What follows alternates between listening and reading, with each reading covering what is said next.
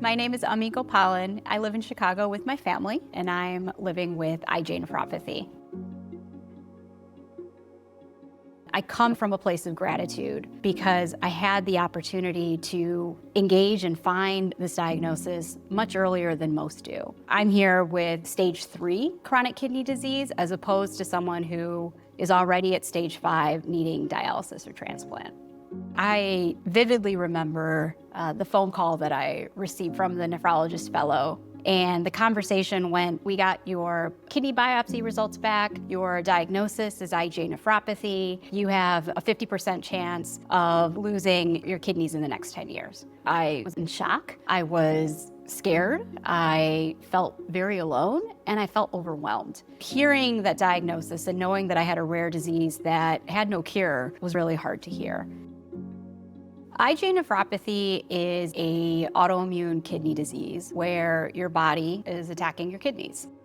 Everybody produces IgA, and so we've learned that the distinction with IgA nephropathy is the IgA is deficient. It's missing something, and it forms these complexes that attack the kidneys.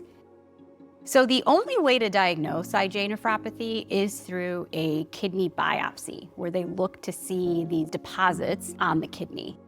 For me, there was lab work that was done, and that lab work showed that I had high serum creatinine. And with that high serum creatinine, my provider flagged it and had me go to my primary care provider to go figure out what was going on. I was placed on a 6-month course of IV steroids along with oral steroids, and fortunately for me, I'm well controlled.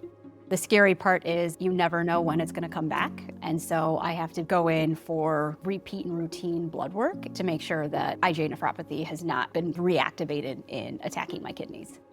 I have completely revamped my diet. I've learned that the protein that you really need to be worried about is animal-based protein. That's something that I've had to take into consideration. I spend a lot of time meal prepping, so that takes a significant amount of time, and a lot of interaction with friends and with family is typically over a meal. And so I have to be very, very conscious of where those meals are coming from.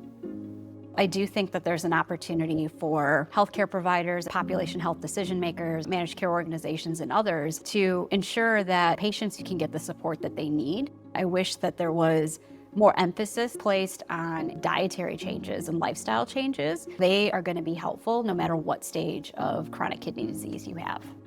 If someone is recently diagnosed, you're not alone. And that was something that I know was really hard for me. I didn't know a single person that had this disease. And it really wasn't until I was engaged with the IgA Nephropathy Foundation that I found my second family. This was a group of individuals, patients and caregivers who wholeheartedly believe in the mission of ensuring that no patient has to go through this journey alone.